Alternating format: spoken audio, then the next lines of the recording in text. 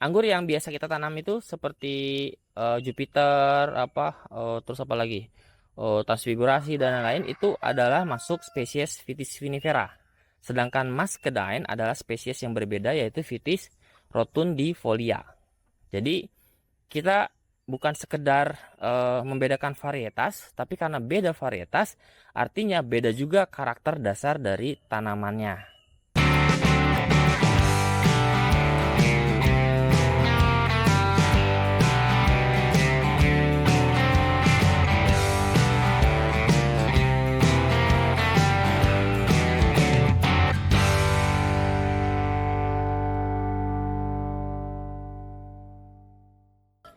Assalamualaikum warahmatullahi wabarakatuh. Halo semua sahabat Sambi, kembali dengan saya Saiful di channel YouTube Sambi Farm. Ya, ini episode kedua di playlist khusus membahas Muscadine, dan di episode kali ini saya akan coba bahas lebih detail apa bedanya antara Muscadine dengan anggur yang lain.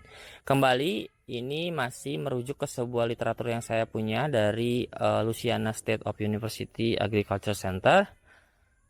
Ya, jadi dari situ saya coba baca dan mengartikannya begitu ya, dan coba menyampaikannya ke sahabat Sambi lewat channel Sambi Farm. Mohon maaf, mungkin saya akan sering mengulang antara Vitis vinifera dengan Vitis rotundifolia. Jadi ini biar untuk sahabat Sambi atau viewer lain yang baru nemu video yang ini, tidak lihat video yang pertama misalnya, juga bisa paham, nggak ketinggalan gitu ya.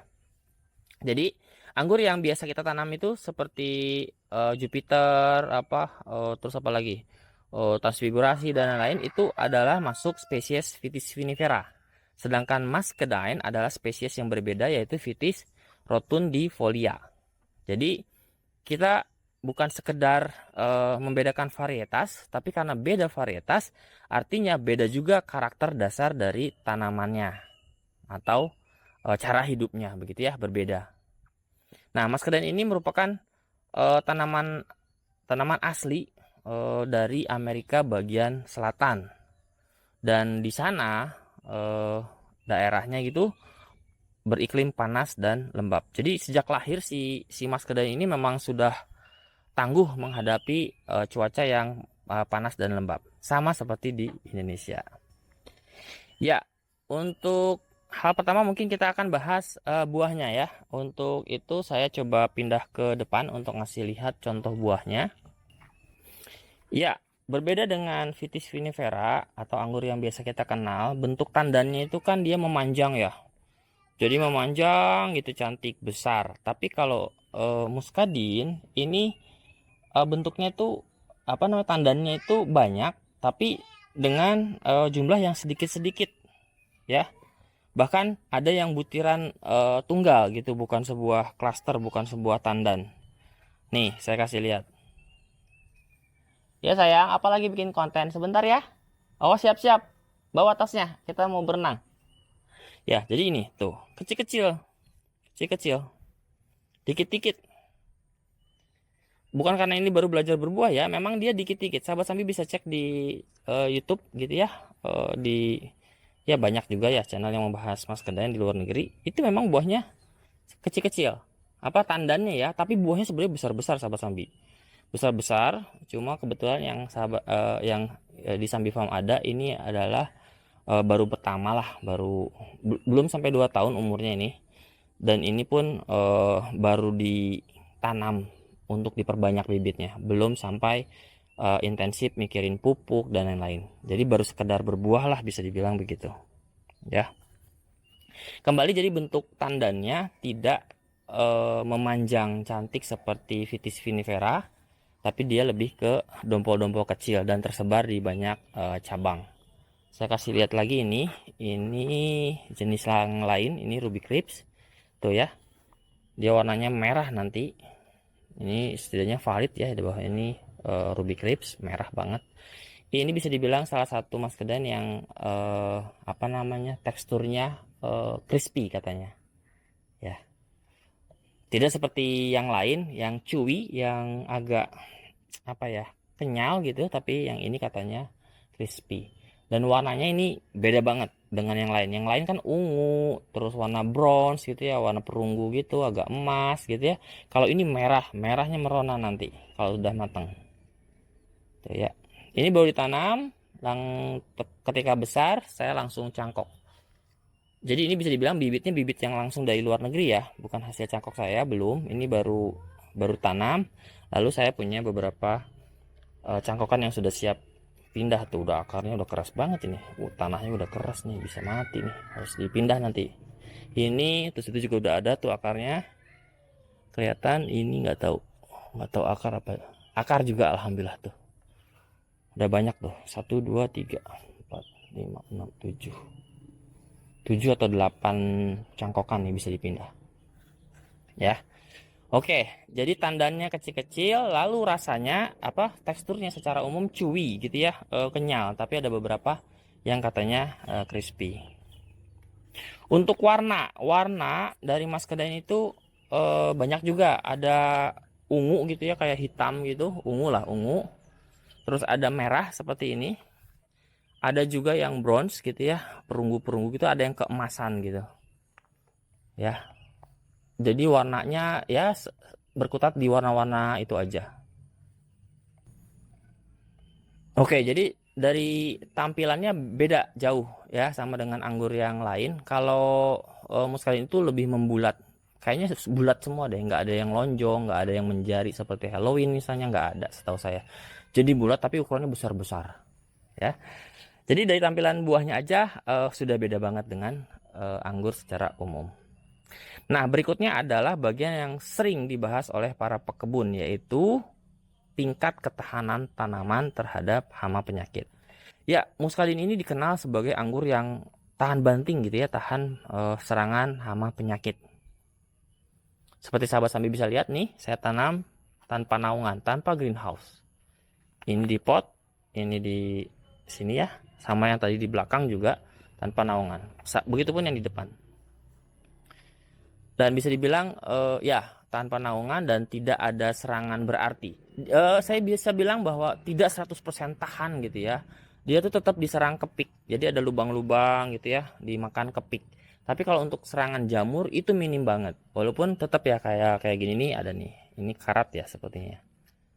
Karat terus ada kuning-kuning. Tapi kayaknya bukan jamur sih. Masih ada, tapi sangat minim dibanding kalau Vitis vinifera. Vitis vinifera kalau saya tanam kayak gini, wah udah habis pasti. Habis, apalagi sekarang Desember, sekarang udah mau masuk tahun baru, masih hujannya deras banget, setiap hari pasti ada hujan, pasti habis dalam waktu kurang dari 1 bulan pasti habis lah. Kalau di Sambi Farm ya, karena memang si pemiliknya si Saiful ini nggak rajin nyemprot sekarang. Ya udah pasti habis. Kalau ini alhamdulillah ternyata memang tahan. Ya, jadi dari literatur yang saya baca, untuk skala rumah tangga, muscadine ini bisa tumbuh baik banget. Bisa dibilang sangat mudah ditanam dan dirawat, bahkan tanpa pestisida. Jadi aman banget. Jadi bisa di pekarangan, tanam tanpa takut ketika nyemprot harus jauhkan dari anak-anak. Ketika nyemprot buahnya kita harus cuci bener-bener gitu ya. Jadi muscadine nggak harus disemprot seperti itu sehingga aman. Oke, tadi bentuk tandan, terus ketahanan terhadap hama penyakit. Berikutnya ini, si fisik tanamannya atau batangnya. Nah, yang paling menarik, yang paling membedakan antara anggur spesies Vitis vinifera dengan rotundifolia adalah ini nih. Mudah-mudahan di kamera kelihatan. Di batangnya, sahabat Sambi ya, itu ada bintik. Ada bintik di sekujur batangnya. Kalau sahabat Sambi mungkin baru pertama tanam, mungkin bisa menyangka ini adalah kutu perisai seperti yang kita sering temui di Vitis vinifera. Tapi ini bukan sahabat Sambi. Di awal-awal juga saya agak kaget gitu. Saya dapat bibit sakit atau gimana gitu ya.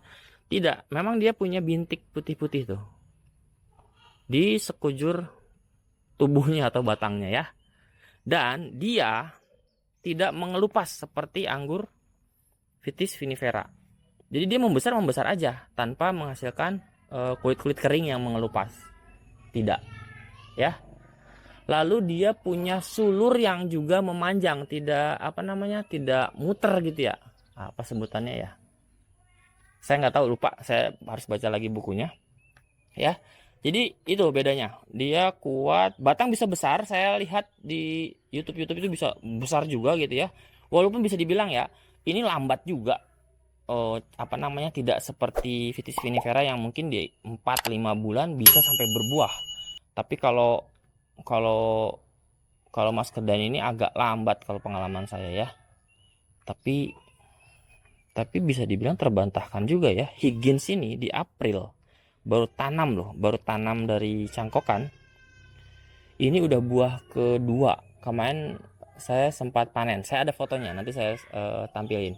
Itu untuk jadi buah itu aja butuh berapa bulan kan. Jadi sebenarnya mungkin di angka 4-5 bulan ini waktu itu sudah berbuah sebenarnya ya.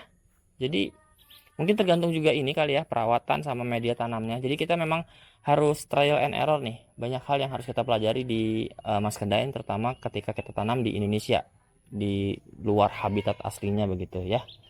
Menarik untuk dieksplor. Oke, topik berikutnya adalah perihal bentuk tajuk.